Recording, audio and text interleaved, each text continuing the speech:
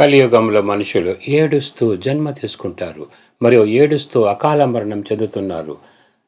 కలియుగం ఏడుపుల ప్రపంచం. సత్యయుగంలో దేవతలు నవ్వుతూ నవ్వుతూ జన్మ తీసుకుంటారు. నవ్వుతూ నవ్వుతూ తమ ఆయుస్సు 150 సంవత్సరాలలో ఒక శరీరం వదిలి మరొకటి తీసుకుంటూ ఉంటారు. సత్యయుగం సంతోష ప్రపంచం.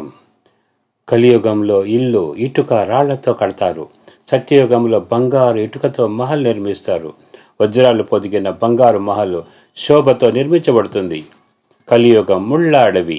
ఇక్కడ మనుషులు ఒకరికి మరొకరు దుఃఖం ఇస్తుంటారు. సత్యయుగం పువ్వుల తోట. అక్కడ దేవతలందరూ పరస్పరం సంస్కారాన్ని కలుపుకుంటారు. అక్కడ ప్రతిరోజు సంతోషకరమైన జీవితం ఉంటుంది. కలియుగంలో ఎవరి తలపైనను కిరీటం ఉండదు. ఈరోజు మంత్రిగా ఉంటారు, రేపు కుర్చీ నుండి దింపేస్తుంటారు. సత్యయుగంలో డబుల్ కిరీటధారి మహారాజుల రాజ్యం ఉంటుంది. వారిని అందరూ తమ పాలకుడిగా గౌరవిస్తారు. అందరి మనసులో సన్మానీయులుగా ఉంటారు. కలియుగంలో ప్రకృతి తమో ప్రధానం కావటం వలన అకాల వర్షం, తుఫాన్, భూకంపం వస్తూ ఉంటుంది.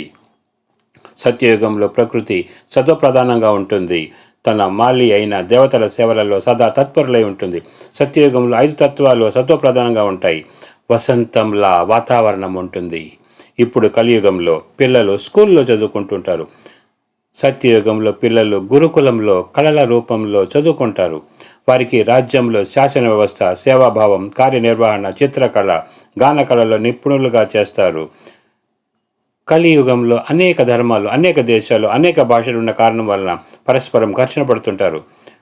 కలియుగంలో తెలిసి తెలియక చేసిన పాపాల నుండి ముక్తులగుటకు దాన పుణ్యాల కర్మలు, పూజాపారాయణం చేస్తుంటారు. సత్యయుగంలో ఒకే రాజ్యం, ఒకే ధర్మం, ఒకే భాష ఉంటుంది.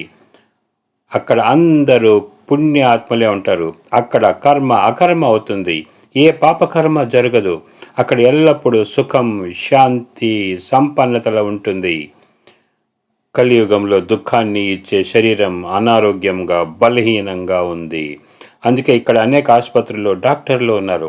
సత్యయుగంలో శరీరం సదా ఆరోగ్యంగా, కాంచనకాయగా, స్ఫూర్తితో నిండుగా, ఆత్మ శరీరం వదిలే వరకు ఆరోగ్యంగా ఉంటుంది. అందుకే ఇక్కడ డాక్టర్లు, వైద్యులు అవసరం ఉండదు. కలియుగం వికారి పాపాత్మల ప్రపంచం. అనేక జైలు, పోలీసు, కోర్టులు ఉన్నాయి. సత్యయుగం పవిత్ర యోగ శక్తితో సంపన్నమైన ఆత్మిక దృష్టితో నిండిన దేవతల ప్రపంచం. కలియుగంలో మానవుల దినచర్య శరీర నిర్వహణ కొరకు ధనాన్ని పోగు చేసుకోవడంలోనే సమ్మతమైపోతుంది. సత్యయుగంలో అందరికీ సరిపడా ధన సంపత్తి, పొలము, ఆవులు ఉంటాయి. అందరికీ తమ తమ చిన్న పెద్ద మహల్ ఉంటుంది. నిమిత్త మాత్రంగా వస్తువులను ఇచ్చి పుచ్చుకోవటం ఉంటుంది. కలియుగంలో ప్రయాణం కొరకు కరెంటుతో నడిచేటటువంటి వాహనాలు ఉపయోగిస్తుంటారు. సత్యయుగంలో ప్రమాదం లేని పుష్పక విమానాలు ఉంటాయి. వారిని 5 సంవత్సరాల బిడ్డ కూడా నడపగలడు. కలియుగ ఆహారం, భోజ్య పదార్థాలలో శక్తి ఉండదు. సత్యయుగంలో రుచికరమైన రసాలు, చిరుతిండ్లు, తీయని పండ్లు ముఖ్యమైనటువంటి ఆహారం. సత్యయుగ పండ్లు రసాలతో నిండి కొద్దిగా నొక్కినను రసాలు కారుతాయి. ఇప్పుడు స్వయం నిరాకారుడు పరంపిత పరమాత్మ శివ కలియుగాన్ని సత్యయుగంలో పరివర్తన చేసే దివ్య కర్తవ్యాన్ని చేస్తున్నారు. ఇప్పుడు మనమందరం సత్యయుగ కొత్త ప్రపంచానికి వెళ్ళటానికి తయారు కావాలి.